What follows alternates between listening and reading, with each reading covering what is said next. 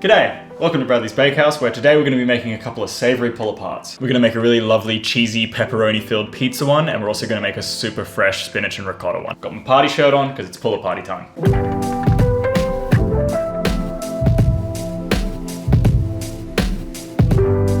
Before we do anything, we need to get our bread dough mixing. The dough that we're making today is exactly the same as the white dough that we made a couple weeks ago, the really nice, lean, rustic white dough. So in that we've got bread flour. This is the Lighthouse brand flour. It's commonly available in supermarkets all around Australia. 11.9 grams of protein, more than enough for making this kind of bread. We've got Lowen's instant yeast. I like using instant yeast. I'm far too lazy to do any of the blooming bullshit that you have to do. It works for me very consistently. We've got salt, just regular old sea salt. We've got bread improver. This is just a collection of enzymes and vitamins that just help yeast work a bit more consistently. And we've also got some water that's just a little bit below room temperature with a little dribble of vegetable oil in it for softness and color. So I've got the dough hook attachment fitted to my Kenwood stand mixer. I'm just gonna put my flour into the bowl. And I'm gonna add my other two dry ingredients. So the yeast, and the bread improver. I'm gonna hold back the salt. The salt's not going in just yet. I'll show you why in a minute. I'm gonna give these just a little stir, just with a spoon. They just need to be roughly incorporated. We're not, they'll be fine. They're gonna spend plenty of time in this bowl. They're gonna get mixed. She'll be right. Then I'm gonna add my water and my oil. That's just gonna go in. Again, just a little bit below room temperature. Definitely not fridge cold, but definitely not tepid or warm or anything like that. Just gonna bring this down. So what I'm gonna do is I'm gonna start this mixing on the slowest speed for about 3 minutes. Then I'm gonna cover it up and let it rest for about 15 minutes. What that's gonna do, we're gonna use some time and some science to develop some gluten so we don't have to give it such a hard time in the bowl ourselves. It's called a fermentolyse. If you'd like to hear a little bit more about that, check out the previous episode about just making this lean white dough. Then we're gonna add the salt in and give it a good hard kneading for about 8 to 10 minutes. It's been about 15 minutes and this dough has started picking up some nice stretchy elasticity on its own. That's our gluten matrix beginning to form. That's what's gonna trap all of the nice gas that the yeast produces and make our bread rise. So now we're gonna add our salt in. And we're gonna mix that on slow for about a minute until the salt's incorporated. And then we're gonna crank it up to probably about a medium speed and let it go for about 8 to 10 minutes. We're gonna start checking it around that mark to see if she's done. So our dough has spent about 10 minutes getting kneaded in the bowl. It's window paning gorgeously.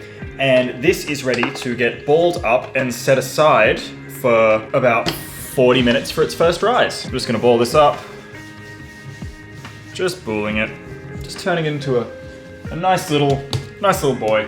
And then this is just gonna get left to hang out in here for about 40 minutes until it's just about doubled in size. In the meantime, let's start our filling. So we're gonna make a really simple marinara sauce with a tin of crushed tomatoes, some garlic, and some olive oil. And then for the actual stuffing of the Pullapart, we're gonna use some cow's milk mozzarella and some just regular deli pepperoni. Okay, super simple marinara sauce. The first thing that we're gonna do is crack open our tomatoes and we're gonna strain them. So with something like this,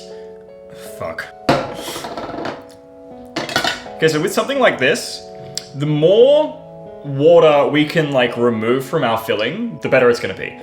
Because all of this, if we left all of this water in there, this is just gonna turn to steam and just fucking steam our loaf from the inside out, and we don't want that. We're gonna strain all this out so we just have the chunky bits of the tomato. Fuck, can you tell I'm from Queensland? Tomato. Okay, so we've strained the liquid out of the tomatoes, so we've just got the thicker, chunky bits. The juice you can dispose of as you want. I normally just drink it. Disappointed every time. To that, you get 1 single clove of garlic. Give it the lightest bash to loosen the skin.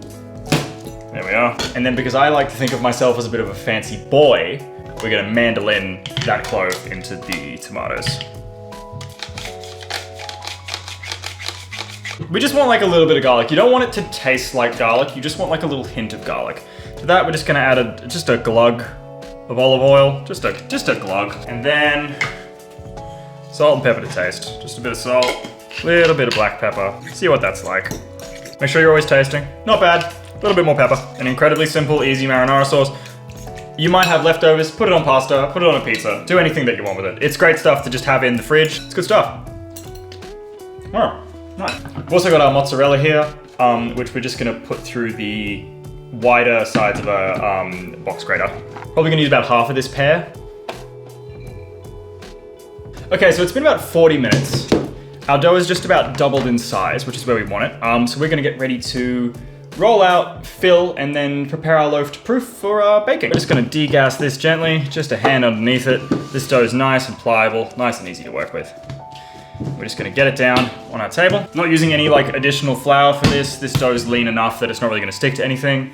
Gonna take a rolling pin, just gonna push the rest of that air out, get it nice and thin. So, this is the size of my loaf pan here. I want this to get to about the same width as that. So I'm gonna roll it into a rectangle about that size. Shouldn't be too hard, this dough rolls out super easily. But I really wanna work on getting it quite long, if you know what I mean. So just out there. If this stage your dough's resisting you, get it as far as you can, let it rest for about 15 minutes and then finish rolling it out. Let's get just a little bit more width on this one. Cool. There we are. That'll be about right. Got our marinara sauce here. Just going to get that on there. This is just a scraper. You could spread it across with anything. I'm just used to using these because I use them at work. I know this seems like a small amount of sauce. Resist the urge to add like a ton of unnecessary sauce because like you're adding moisture, you're adding stuff that's it's gonna steam when this thing bakes, and you don't want that because otherwise you'll get really soggy, shitty bread. I'm gonna put pepperoni down first. Again, just don't overfill it. I think that's where a lot of people go wrong with sort of this sort of thing, is I think a lot of people have a tendency to overfill stuff. And when you overfill stuff, you gotta think about all the thermal mass that you're adding, and it's not gonna bake evenly. And yeah, so just sort of like about that much, I'd say, about that much. And then finally cheese. Again, don't overfill, just a little bit of cheese. Just enough. There you go. Just want to cover all the things. Make sure you get out to the edges. To roll this up, it's kind of the same as rolling a sandwich loaf. We've just got to be a bit smarter. Gonna pull that up, push it down, and then just roll that towards us. You want to keep it tight, but not like constricting. If there's lumps to roll over, just roll over them. You want to get to the end and hopefully not have a ton of shit left over. So it's kind of like making a scroll a little bit. You're gonna have some stuff left over at the edge, but that's fine. That's why God invented bench scrapers. This is the stage that seems a little bit barbaric, right? So we've got our loaf tin. We're gonna grease it. We're gonna put some oil in there. Don't skimp on the oil. This thing will stick. And now we've got to do something that's gonna seem a little bit uncouth. We're gonna take our bench scraper and we're just gonna fuck it up. We're just gonna absolutely mess with it. Doesn't matter, you get these bits going left, right, and center, that's okay. Fold it over itself, get it all around. Make a big old mess. You want all these nice jaggy bits, right? They're the bits that you're actually gonna pull. And then, when we're about here, just sort of tuck those little bits. We're just gonna lift that up, just put it in there. Just get it spread out as much as we can. And there we go. That's how you shape a pull-apart. I shit you not. That is how you shape a pull-apart. Scrape that stuff up, throw it on top, no one cares. Cool, so this is gonna prove up for about an hour, in which time we're gonna preheat our oven and get it ready for steam baking, and then it's gonna go in, bake up real nice. Okay, so it's been about an hour, and our pizza pull-apart is ready to go in. We're just gonna top it with just a little bit of extra grated mozzarella. Not much, just enough so we can get some nice like golden little peaks on there by the end of the baking. Now we're gonna follow the steaming method that I've been using for the last couple of videos, which is Peter Reinhardt's method from the Bread Baker's Apprentice. So we're gonna load the product into the oven, and then we're gonna pour about a cup of boiling water into a preheated cast iron skillet underneath, making sure that we put a tea towel over the door. If you spill any water on the door, you can crack the glass and it'll really ruin your day.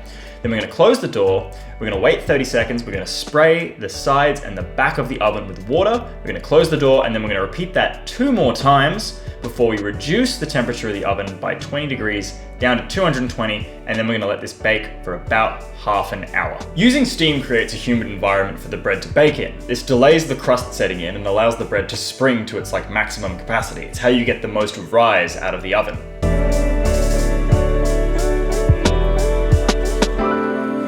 Oh my God.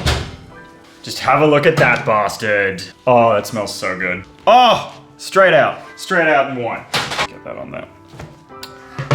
There we go. Have a look at that boy, hey? You definitely don't want to overfill your loaf pan when you're making one of these, because if that thing gets too far over it and it starts to like mushroom out, all your filling is just gonna like spill out down the sides and it's gonna make a huge mess of your tin. You don't want that. Avoid that at all costs. If anything, it's better to underfill it, because keep in mind, it's gonna rise another 20 or 30% in the oven if you've done everything right. So you definitely wanna keep it fully contained within the tin. Now I just need to rinse the tin out and it's gonna be fine. I don't have to worry about cleaning my oven. I don't have to worry about cleaning the sides of the tin. We're all good. One of the really gorgeous things about this whole thing is that this is like one of the few loaves that you get to make where you don't have to wait for it to fully cool. See, if you wanna do like the whole, I